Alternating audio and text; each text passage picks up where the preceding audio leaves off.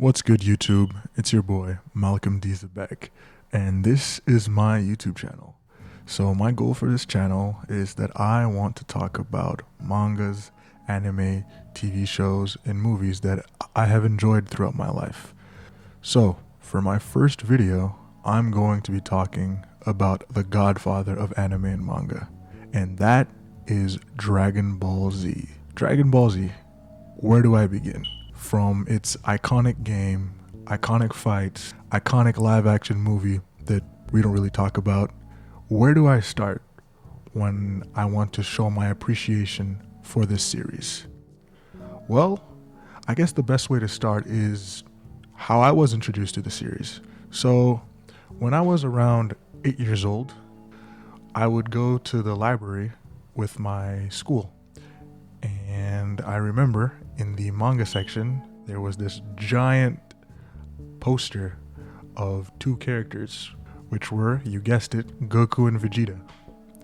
It was them during the Saiyan saga, and they were about to. And I remember picking up the book and just immediately being sucked into it. Pause if needed.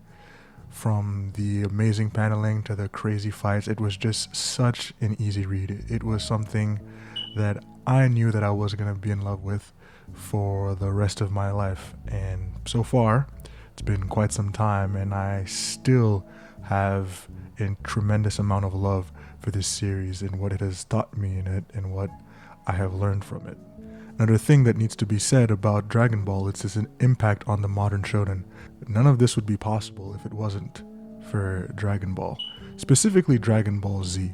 And that is mostly what we will be talking about, because I believe that what really solidified itself as one of the greats is the Dragon Ball Z anime and manga. So that is what I will be talking about. Specifically the manga, since that was the first way I consumed the medium. I wasn't really much of an anime watcher when I was younger because my parents forbade me from watching anime, so I had to resort to simply reading them at the library. So, first of all, I will be talking about what I enjoy about the series. I kind of brushed up on it a little bit in the beginning part of the video. It's the paneling. Now, what is paneling? So, when you're reading a manga, there are these tiny boxes, and those are called panels. And sometimes when a manga is not correctly paneled, it becomes really hard for you to read. It's kind of, you kind of have to fight from panel to panel, and it can sometimes take you out of your immersion. One series that is known for doing this is One Piece. Though I love One Piece, the paneling, especially later on, is pretty bad. Sometimes you find yourself that you have to reread the same chapter multiple times because it's just so hard to kind of understand what is happening. And Dragon Ball is, I believe, the GOAT when it comes to paneling. From its very simple to the point dialogue to the great job that Toriyama did. One example of this is, I remember when I was in class and I would be reading the Dragon Ball manga when I would be done with my schoolwork. I remember one of my classmates wanted to give it a try, and this was, I believe, 5 or 6 years ago, and he didn't really take book one. I was reading, I don't remember where I was reading exactly, but he just took it and immediately started reading it, and he was immediately just sucked in. Pause. He enjoyed the series tremendously, and that kind of goes to show how easy Dragon Ball is to get into, and I think it's because of its simplicity. And I don't mean it in a bad way. Sometimes less is more. Sometimes when you know what you're good at and you stick to it, that's when you can truly reach levels of greatness. A great example of this is one of my favorite basketball players of all time, Shaq. Shaq wasn't really a hezzy tween guy. He was mostly on the block, post up, drop step, and dunk the ball. And he became one of the greatest players of all time doing that. And I believe Dragon Ball understood what it was. Well, it's not a monster. It's not a Oyasumi Punpun. It's not a vagabond. It knows what it is, and it did it really well. It's just an action shonen with big buff guys beating the crap out of each other. And I believe that it does that tremendously well. And I don't think you should fault a series for being simple, because once a series tries to do too much, a lot of the times it falls kind of flat. Another thing that I believe people don't bring up often when they talk about Dragon Ball is simply the iconicness of the characters. Just when you think blue and orange, you automatically think Goku, from the weird outfits that the characters are wearing that are kind of cool but kind of goofy when you think about it, but you just know them instantly when you see them. From the cool, crazy designs of the characters and from the funny mannerisms. For example, Frieza always being low-key racist towards Saiyans, or Kid Buu just being a straight-up menace. Just all these funny mannerisms that these villains and character have just make it so easy to remember. As someone who hasn't read the original Dragon Ball series in a long time, I can still remember so many scenes because it's just so iconic and so simple. I know I'm repeating myself a lot when I say the series is iconic, but I truly believe that it's one of the most important mangas to ever come out. I don't believe the medium as we know it would exist if it wasn't for Toriyama's baby. And you can't really talk about Dragon Ball without talking about the fights. You guessed it. We all know them. We all love them. From the over-the-top attacks to the wacky transformations to the choreographies, especially early on, being really good. And one thing that I believe that the later iterations of the series kind of lost is the stakes. In Dragon Ball Battle of Gods, they introduce a character who is absurdly overpowered. And we all love our overpowered characters, but sometimes they kind of remove of the tension that exists in a series. And I believe that early Dragon Ball didn't really have that problem, especially in Dragon Ball Z and Dragon Ball didn't really have that problem. And it's something that I kind of miss. And it's not that I don't like overpowered characters. I mean, everybody loves their overpowered characters, but it's really hard to write them competently in a story.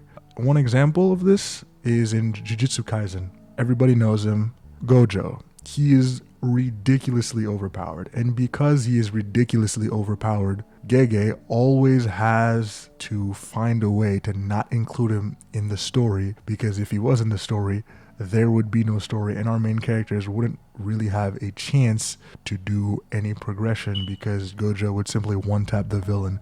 And that's kind of what happens later on in Dragon Ball Super, because you always kind of feel like Beerus can just go there and just Hakai the enemy out of the way, or Whis can just go and just destroy the enemy. And I really appreciate the fact that in early Dragon Ball, even though the characters are pretty overpowered, there's not one that is just, and I kind of appreciate this from the earlier Dragon Ball series, that there's no character that is leaps and bounds stronger than the rest of the cast.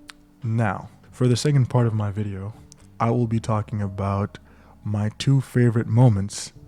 Those two moments, coincidentally enough, are two transformations, because we all know Dragon Ball sure loves their transformations. So, for the first transformation, I'll be talking about Goku going Super Saiyan for the first time on Namek when he is fighting Frieza. Now, one of the reasons why I love this moment so much is because it was the one who really started it all. It really started the transformation meta. And I call this a transformation meta because you're going to notice that after that, a lot of series start having transformation, crazy, wacky transformations. And it kind of really started. And the reason why I really love this moment is that it's pretty much built up for basically two arcs. From Vegeta men talking about the Super Saiyan, from Frieza destroying Goku's planet because he is afraid that a Super Saiyan will appear amongst the Saiyan. All these things leading into that fateful moment when Frieza decides to kill Krillin. Man, Krillin really can't catch a break. And when that happens, Goku completely loses it. He is so mad. And the anime does this honestly better than the manga ever could, from the music to the weather. You see the weather changing, and from his hair going from blonde to black, from blonde again. Just this moment is just insane. I recommend anyone should watch this moment because it's just wow, chef's kiss. And the second moment is done by none other than his son, Gohan, when Gohan goes Super Saiyan 2 against Cell in the Cell games. And this moment is kind of the culminating point for Gohan's character. From the first time that he is introduced in the beginning of the Saiyan saga, we always knew that there was something about Gohan from when he was 4 years old, surpassing both his dad and his uncle in power level by the simple fact of him getting mad.